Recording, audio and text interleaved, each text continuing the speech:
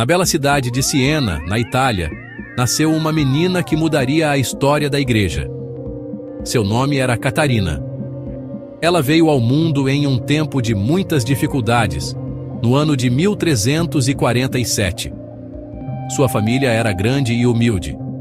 Seu pai, Giacomo de Benincasa, era um tingidor de lã. Sua mãe, Lapa Piagente, cuidava dos muitos filhos. Catarina era a 23ª de 25 irmãos. Desde muito pequena, ela era diferente das outras crianças. Tinha um brilho especial nos olhos. Um brilho que não era deste mundo. Era uma alma que já buscava o céu desde seus primeiros passos na terra. Catarina cresceu em meio ao barulho e à agitação de uma família numerosa. As ruas de Siena eram seu quintal. Ela via a vida da cidade, com suas alegrias e suas tristezas. Via os ricos e os pobres. Via os saudáveis e os doentes. E em seu coração de criança, algo já começava a florescer. Era um amor profundo por Deus e por todas as pessoas. Ela não se interessava muito pelas brincadeiras comuns. Sua alegria maior era encontrar um lugar tranquilo para rezar. Ela conversava com Jesus como se ele estivesse ali, ao seu lado. Uma amizade celestial estava nascendo. O mundo ao redor de Catarina era realmente complexo. A Itália estava dividida. A igreja passava por uma crise muito séria. O Papa não morava em Roma, mas em Avignon, na França. Havia guerras e doenças por toda parte, como a peste negra que havia devastado a Europa. Era um tempo de escuridão para muitas almas. Mas Deus, em sua infinita misericórdia, sempre envia luz para as trevas. E aquela pequena menina de Siena seria uma das luzes mais brilhantes de seu século. Ela seria uma tocha de fé em meio à confusão. Uma voz de esperança em meio ao desespero. Ainda muito jovem, Catarina mostrava uma maturidade impressionante. Ela entendia coisas que adultos não conseguiam compreender. Via o mundo com os olhos da fé. Para ela, tudo falava de Deus. O sol que nascia, as flores que desabrochavam, o sorriso de um irmão. Tudo era um sinal do amor do Criador. Essa sensibilidade espiritual a preparava para uma grande missão. Uma missão que ela ainda não conhecia, mas para a qual sua alma já dizia sim. Siena, a cidade da Virgem Maria, estava gerando uma grande santa para a igreja e para o mundo inteiro. A fé de Catarina começou a se manifestar de forma extraordinária desde muito cedo.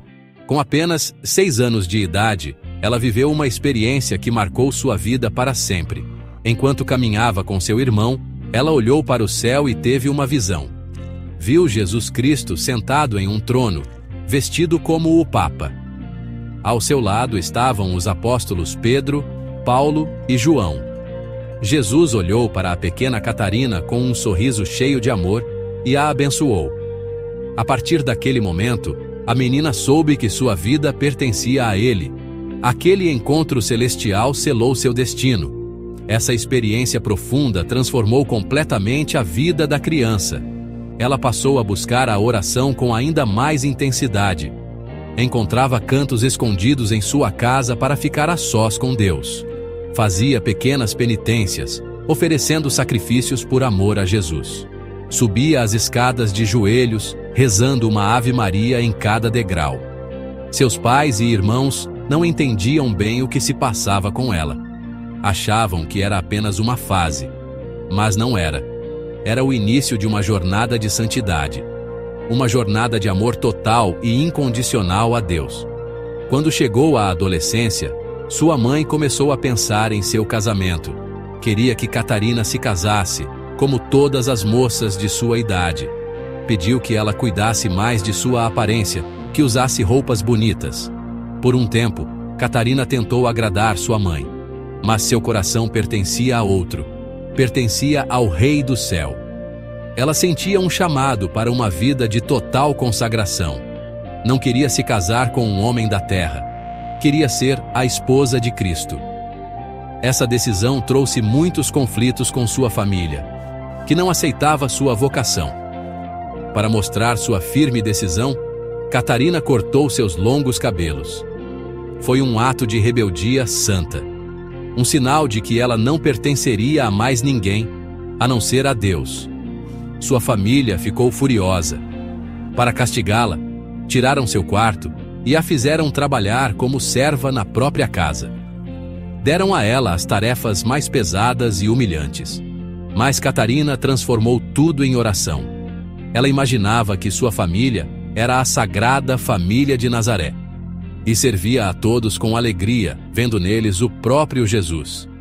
Sua paciência e seu amor acabaram vencendo a resistência de seus pais. Com o tempo, a família de Catarina percebeu que sua vocação era verdadeira. Eles finalmente permitiram que ela seguisse seu caminho.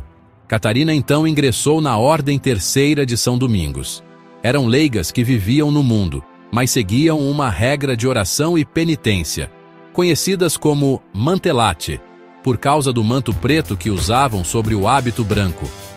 Catarina viveu os primeiros anos de sua consagração em reclusão, dentro de seu pequeno quarto. Ela o chamava de sua cela. Ali, ela passava os dias em oração, silêncio e penitência, aprofundando sua união com Deus. Após 3 anos de vida reclusa, Catarina ouviu a voz de Cristo em uma de suas visões. Ele lhe pedia para sair de sua cela e ir para o mundo.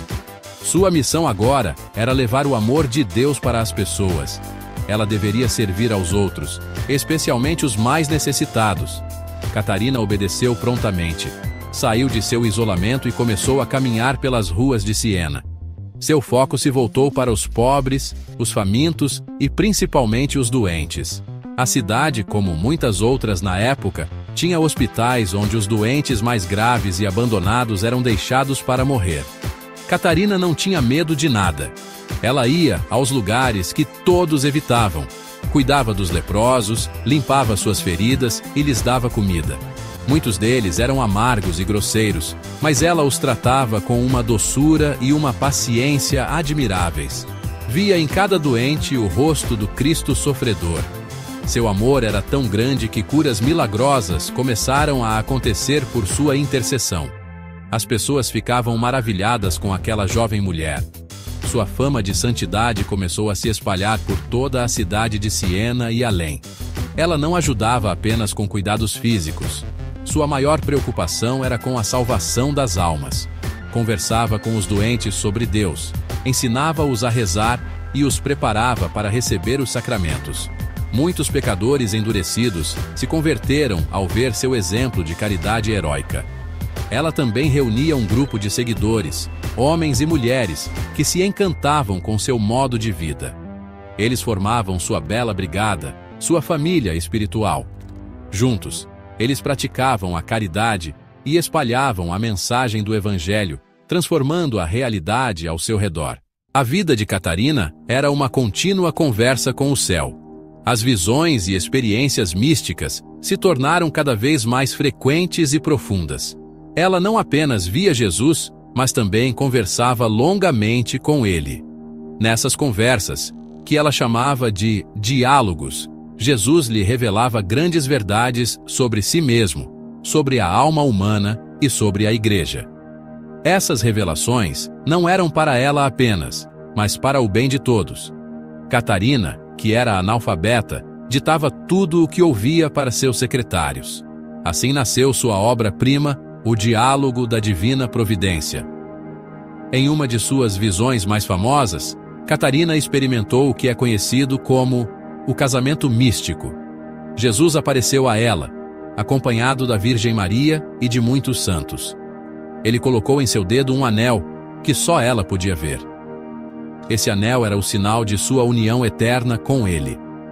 Era a confirmação de que ela era sua esposa escolhida. Essa experiência marcou um novo nível de intimidade com Deus.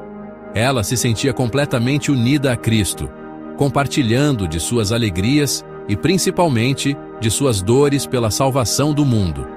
Outro fenômeno extraordinário na vida de Catarina foi o recebimento dos estigmas. Assim como São Francisco de Assis, ela recebeu em seu corpo as marcas da paixão de Cristo. Um dia, Enquanto rezava diante de um crucifixo na cidade de Pisa, ela viu 5 raios de luz vermelha saírem das chagas de Jesus e atingirem suas mãos, seus pés e seu lado. A dor foi imensa, mas a alegria espiritual foi ainda maior. Por um pedido seu a Deus, as feridas não ficaram visíveis externamente enquanto ela viveu, mas a dor a acompanhou até o fim de sua vida, unindo-a ao sacrifício de Cristo na cruz. Essas graças místicas não a afastaram do mundo. Pelo contrário, a impulsionaram ainda mais para a ação. Quanto mais ela se unia a Deus na oração, mais ela sentia a urgência de trabalhar pela salvação das almas e pela reforma da Igreja.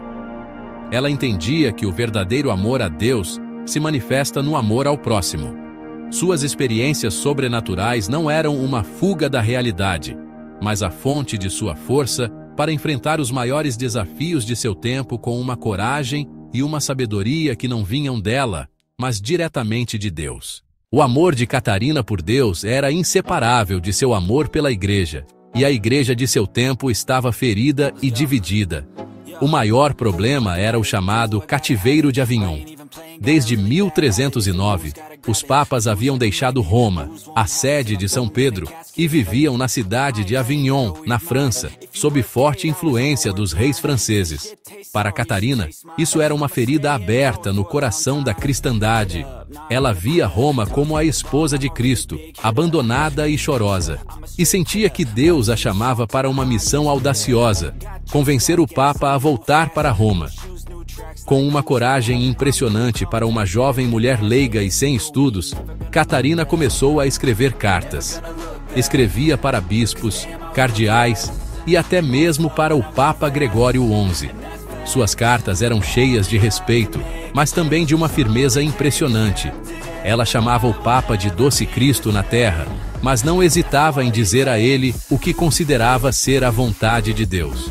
Pedia que ele fosse um homem corajoso, que não tivesse medo, que deixasse a França e voltasse para o seu lugar, junto ao túmulo dos apóstolos Pedro e Paulo. Sua fama e sua santidade eram tão grandes que o Papa a chamou para ir a Avignon. Em 1376, Catarina fez a longa e perigosa viagem. Ela, uma simples filha de um tingidor, se apresentou diante do Papa e de toda a corte papal. Com a força do Espírito Santo, ela falou com autoridade e convicção, aconselhou o Papa, exortou os cardeais e encantou a todos com sua sabedoria divina. Ela revelou ao Papa um voto secreto que ele havia feito a Deus de voltar para Roma, algo que ninguém mais sabia. Isso convenceu Gregório XI de que a voz de Catarina era, de fato, a voz de Deus. Graças à sua insistência e às suas orações, o Papa Gregório XI finalmente tomou a decisão. Em 1377, ele deixou Avignon e retornou para Roma, pondo fim a quase 70 anos de exílio. Foi uma vitória imensa para a Igreja, e Catarina foi o instrumento escolhido por Deus para essa missão. Ela também trabalhou incansavelmente para promover a paz entre as cidades italianas, que viviam em guerra umas com as outras e com o papado. Viajou, negociou e pregou a reconciliação, mostrando que a paz só é possível quando os corações se voltam para Deus.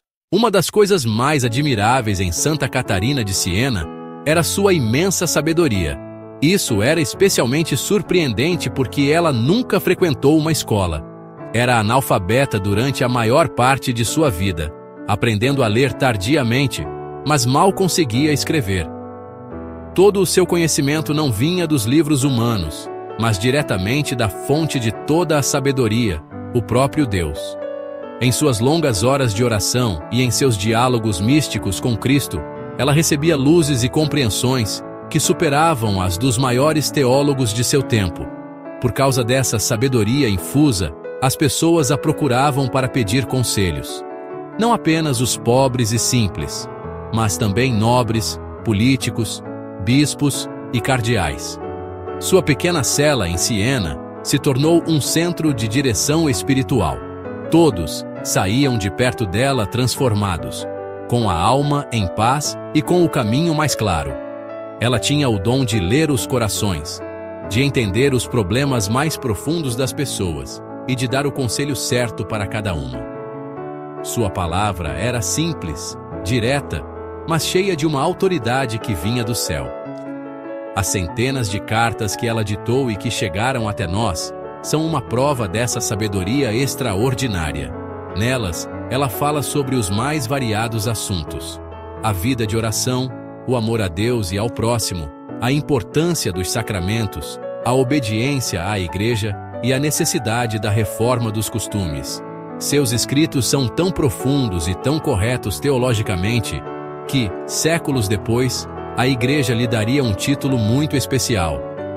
Ela seria reconhecida não apenas como santa, mas também como doutora da Igreja, um título dado a pouquíssimos santos, cuja doutrina iluminou a fé de todo o povo de Deus. Essa sabedoria não a tornava orgulhosa. Pelo contrário, Catarina era a imagem da humildade.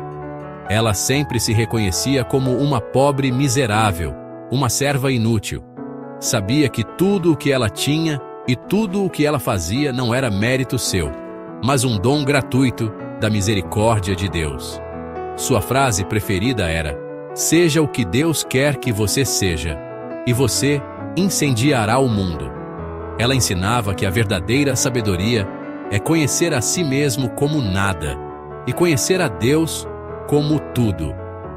E foi vivendo essa verdade que ela se tornou um farol de luz para sua época e para todas as gerações. A vida de Santa Catarina foi curta, mas intensamente vivida. Depois do retorno do Papa a Roma, um novo problema surgiu: o grande cisma do Ocidente. Após a morte de Gregório XI, alguns cardeais insatisfeitos elegeram um antipapa, dividindo a Igreja em duas obediências. Essa foi a maior dor da vida de Catarina. Ela se consumiu inteiramente para defender o Papa legítimo, Urbano VI, e para trabalhar pela unidade da Igreja. Mudou-se para Roma a pedido do Papa e ofereceu sua vida, suas orações e seus sofrimentos por essa causa. O esforço físico e espiritual foi imenso. Seu corpo, já enfraquecido por jejuns e penitências, não resistiu. Ela ofereceu sua vida como um sacrifício pela Igreja. Dizia: "Pela tua Igreja, eu dou a minha vida." Em seus últimos dias, ela sofreu terríveis ataques do demônio, mas permaneceu firme na fé e no amor. Morreu em Roma, no dia 29 de abril de 1380, com apenas 33 anos, a mesma idade de Nosso Senhor Jesus Cristo quando morreu na cruz. Suas últimas palavras foram: "Pai, em vossas mãos entrego o meu espírito." A morte não foi o fim de sua missão. Seu exemplo de coragem, de amor apaixonado por Cristo e pela Igreja, e de serviço incansável aos pobres e sofredores, continuou a inspirar milhares de pessoas ao longo dos séculos. Ela mostrou ao mundo que uma pessoa, mesmo sendo mulher, leiga e sem estudos, pode mudar a história quando se entrega completamente nas mãos de Deus.